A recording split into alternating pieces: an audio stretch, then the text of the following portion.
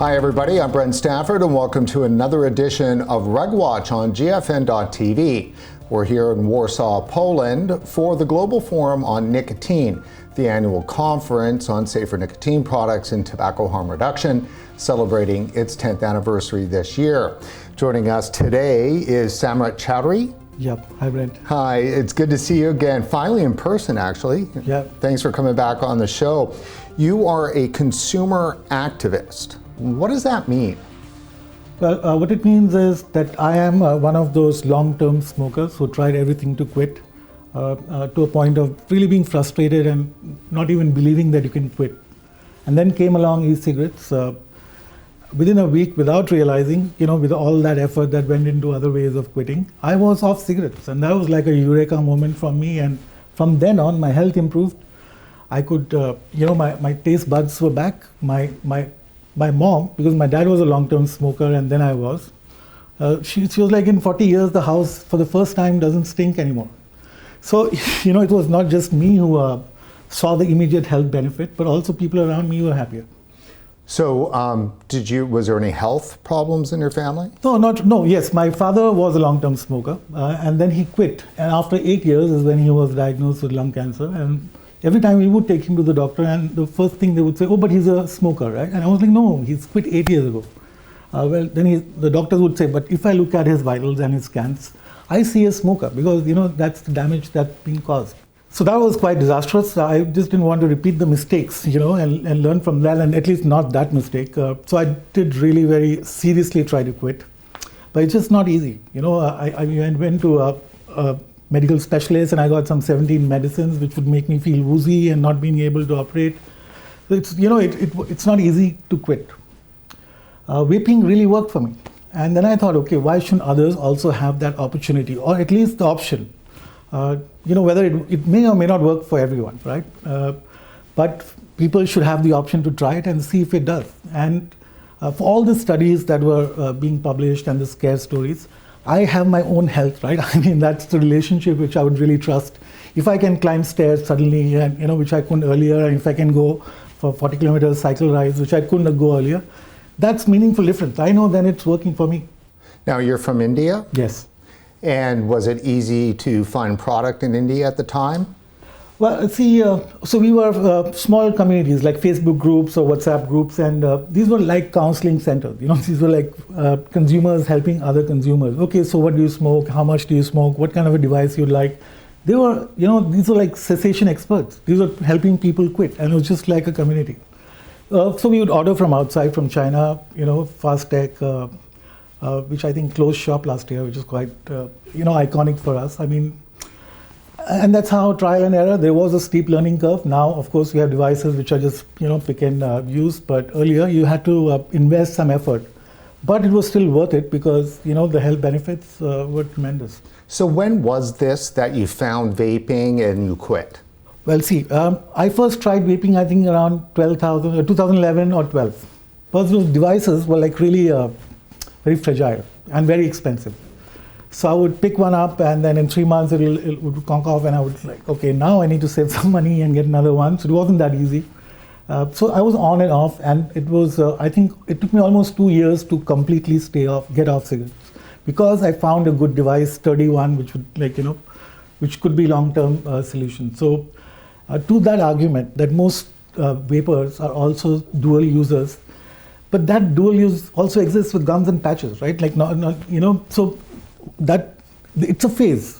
And if you try to project that as a main characteristic, that's not true. Most people I know, or I work with and our association works with, have had their own, some people just gave up on the first day that they tried vaping.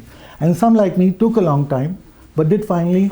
So what we tell, smokers when they say, okay, I do feel like smoking, yes, but just continue vaping because you will see the benefit over time and you will be replacing it more and more till the time that you don't need it anymore. So you were a dual user bad. You're so bad. Tobacco control says that's the worst thing possible. Yeah. But there is a transition phase. You cannot expect to have, some sort of, you can't decide how people quit. They will do it. As long as they're making that effort to wean away, however slowly, it should be encouraged. Rather than tell them that this dual use is more harmful. So you either quit vaping, and then there is that other crazy school of thought, but at least we know what's in cigarettes, we don't know what's in vaping. So all crazy kind of arguments are being presented to dissuade smokers from making the switch. Do you find the dual use argument that comes out of public health and tobacco control to be maybe a smidgen disingenuous? Yeah, they are trying to pick on points. I think what I generally see is the lack of desire or willingness to understand what vaping is, how it actually helps people. Because a lot of these arguments are from people who obviously have not experienced someone trying to quit and with vaping. Had they wouldn't be making they would be happy that people are still on the journey to quit, rather than scaring them off that journey, saying, okay, you should quit one or the other. It's not always easy for someone to quit smoking, because it's not just about the nicotine. It's also a lot of other things involved, the social circle you are in. For example, I was a journalist, everyone smoked. Our best work would be in the smoking area. So that's the culture I'm in, and then when I started vaping, and I couldn't be in that smoking room, so I would go out somewhere and vape. But those changes are incremental. You cannot expect me one day, and you cannot expect anyone to do that, and you should just be happy that they're trying. What makes a tobacco control person happy? I'm increasingly beginning to think it is the right or the sort of decision-making power they have over other people, because it doesn't look like public health to me. Because if you're really looking at solutions, which is how we started in India, when we formed the association, we said, okay, India has a huge number of tobacco users. We have huge tobacco health burden. Even if you calculate the health cost, it's like 5 times the revenue.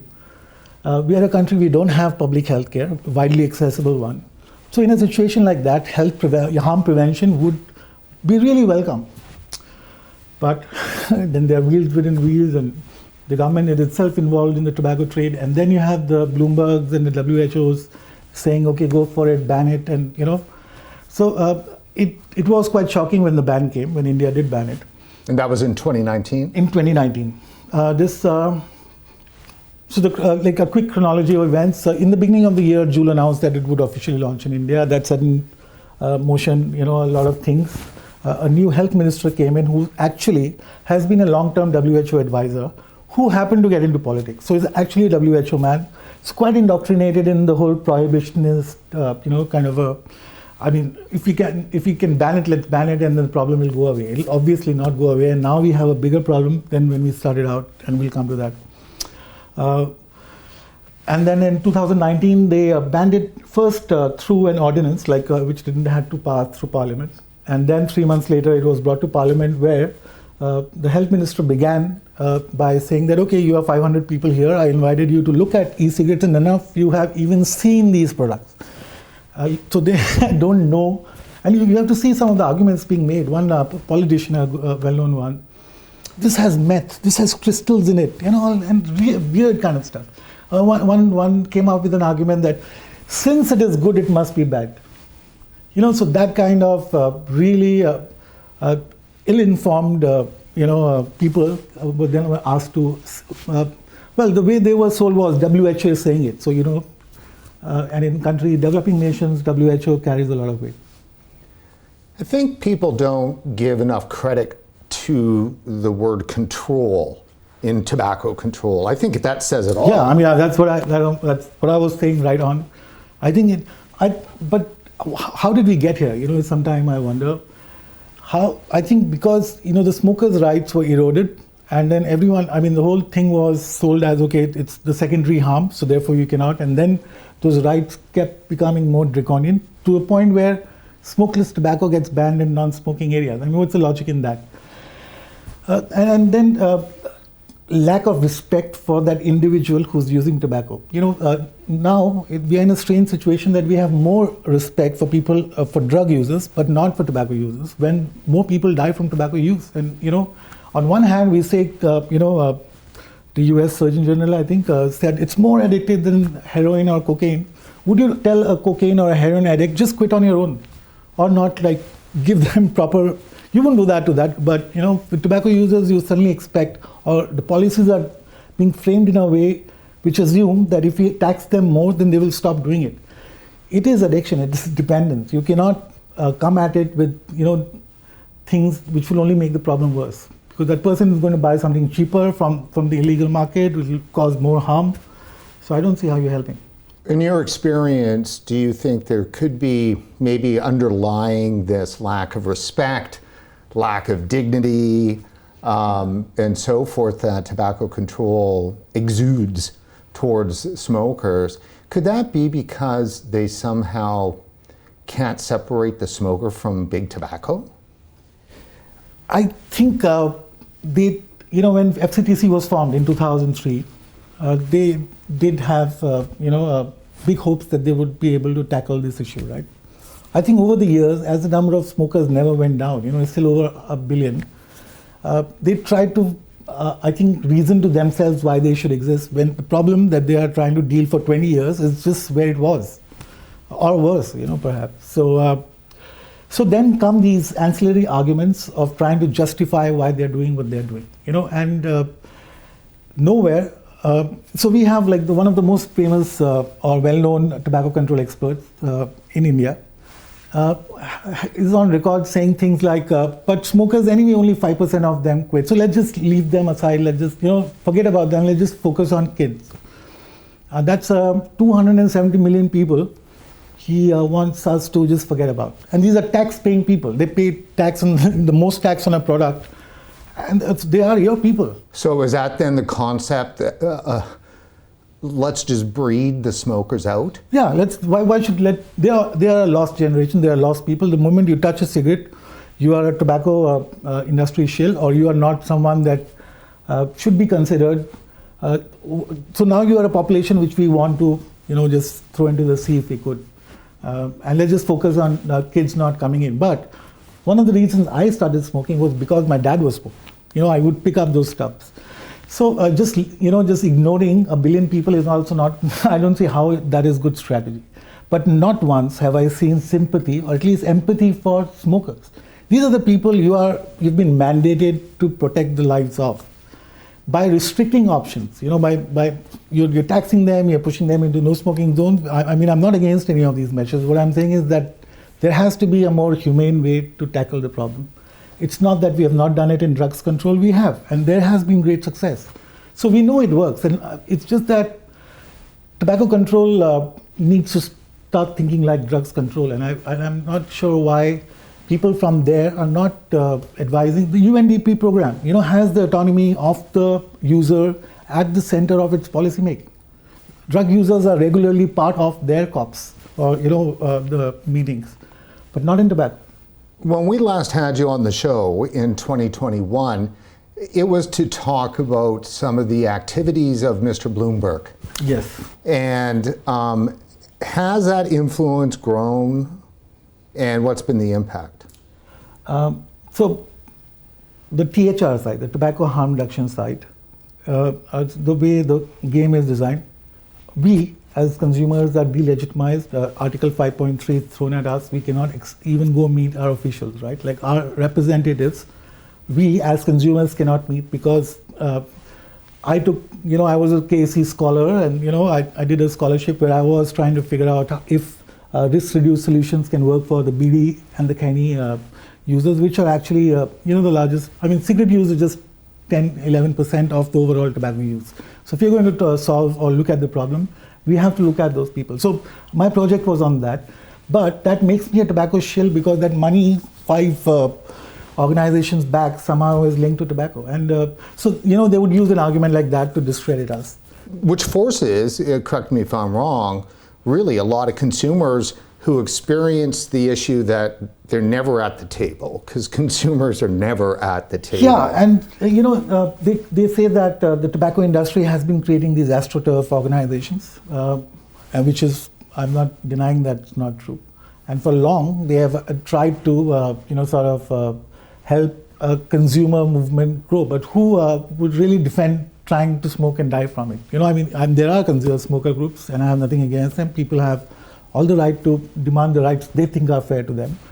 but it still didn't have wider appeal. But now there are people like me who know for sure that they have averted a certain part to death and want others to have that opportunity. So we are genuinely fighting for human rights, right to better health, right to autonomy, right to make choices, safer choices. But they have not adapted to that. So the tobacco control does not understand a person like me. Why would they do that? I mean, that rationale.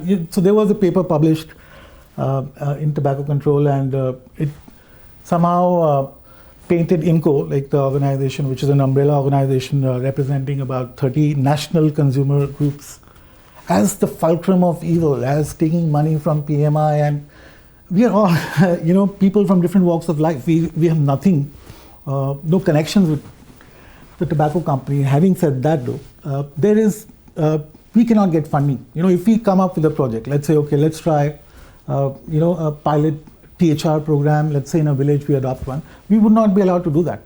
So we don't have access to funding. The government has also issued sort of a directive that you cannot work with anyone from the foundation or accept that money. Then they have issued a diktat on banning research into e-cigarettes. And, if that wasn't all, they just last month issued a gag order on the media from publishing anything pro-vaping. So that is just, it would not be okay in any other field. So excuse me, in India, the mainstream media it's banned. Yeah. They cannot. Yeah. So the way the argument has been framed is that speaking in favor of e-cigarettes would be termed e-cigarette promotion, which in the bill is a offense punishable by a few years in prison. So, we have spoken to lawyers about it. How can a bill, in itself contain a provision that you cannot criticize it? This is a democracy. People have the right to criticize any bill or any piece of legislation which they do not agree with. Here you're threatening media houses, you are muzzling scientists, and of course consumers, you think that anyway are, in bed with the industry. Of course, we can also access funding, we cannot make representations. So everything is stacked against us, and I don't see how. Isn't it strange though, because India is one of the world's largest suppliers of nicotine? Is that not correct? That is true. So while the WHO has somehow shifted focus from trying to save the lives of smokers to fighting the tobacco industry, when they say tobacco industry, they just mean the big four, the BATs and the GTIs and the PMIs and those major multinationals. They do not talk about the China monopoly. They do not talk about the India monopoly, which actually are selling. I mean, China, it sells the most cigarettes that any other company does. Those companies are somehow shielded under this excuse of sovereignty of the nation. So the Indian tobacco monopoly, in which the government owns almost like a quarter or to that extent, it also controls tobacco cultivation. It is the one which distributes seeds. It controls which area is cultivated. So it is milking the crop from the time that is sown to the time that it's sold. So it is a direct stakeholder. Article 5.3 is being applied to a consumer who is just trying not to die from smoking, but these companies are shielded, and WHO and FCTC would never say a word about it. I mean, in fact, the Indian health minister was given an award. Well, yeah, India is allowed to attend COP10, right? It was chairing that COP, It was chairing that COP. So how it doesn't make sense to us that, if a tobacco company has state backing, it somehow is not a problem. What we have also done is then, because of that shielding that you're providing these companies, you have taken away the incentive to innovate, because then they have a closed market and they would like to keep milking it without having to put in more effort into developing products. Because when you're going into a vaping or a heated tobacco category, then you become a technology company. You have to invest. You have to behave like one. The ethos has to change, and they don't want to do that. And this is easy for them. So on one hand, you have the tobacco company interests, and on the other hand, you have the Bloomberg people just making it easier and giving you all the reasons to do it. Considering that COP10 is coming up later this year in Panama, the Conference of the Parties for Framework Convention on Tobacco Control, if you had an opportunity to send a message to delegates there, what would that message be? To just keep one thing in mind, that they are there to save 1 billion lives, right? They're there to represent us. Do they really think they have a genuine interest in our interest in their heart? Are they trying to solve our problem, or are they trying to solve something that they think is a problem? So I was telling you about the AstroTurf, accusation against tobacco companies. Even the tobacco control consumer groups are AstroTurfs. I didn't see any consumer in the Indian supposed cancer, cigarette smoking survivors. It's just run by doctors. That's an AstroTurf. That's not true representation of what a smoker would want. No smoker, even ones who have quit, would say ban vaping, because they would like to have an option to at least try it. It may not work for them, but they should have that option to reduce risk. The only thing, Samrat, that I think that could be at the heart of this deep, it's not even hypocrisy. There's something malevolent, I believe, in the position. The only thing that I can believe is that it's rooted somehow in an anti-West, anti-capitalist kind of position. If PMI sold themselves tomorrow to China Tobacco, would there still be the same issue? You're right. I think tobacco has been a cash crop. Like, it is something that has really helped nations, like especially the developing ones, survive and grow, and so it is a crop of national importance. But large countries like India, even if 1.3 million people die in a country of 1.3 billion, it's a good trade-off, because they're making some 50,000, like large sum of about 5 billion, which is again not, but for India it's quite a lot of money. So it's always been viewed from a financial, from economics viewpoint, right? So even the Indian ban on vaping was announced by the finance minister, not the health minister. And then just as she announced it, the stock of all these tobacco companies went up, because everyone understands the competition is gone. So there is need to look at the lives of smokers, have more appreciation for these premature deaths, how the kind of impact, because when I lost my father I was 17, right? So that's not an age that you should you lose your father, and it does impact the course of 4 lives. And if there was appreciation of that, perhaps it's also that these kind of changes take time to show results, and governments are voted in for 5 years. So they're perhaps thinking short term, and in that these kind of decisions seem to make sense. But over the long term, you're going to help people. If you're going to bring down over mortality and morbidity, it helps everyone. There's more productivity, people live longer, pay you more taxes, and less healthcare bills. So there is, I think, resignation that we could not do much about it. So let's just forget. Let's just try to focus on other things. I think the WHO focus is not on smokers. They, it's an unfortunate thing according to them, but they are intent on prevent. So that is why I think the whole everything gets framed in terms of a teen issue, but kids are not dying. It's the adults who are, 8 million of them are dying every year.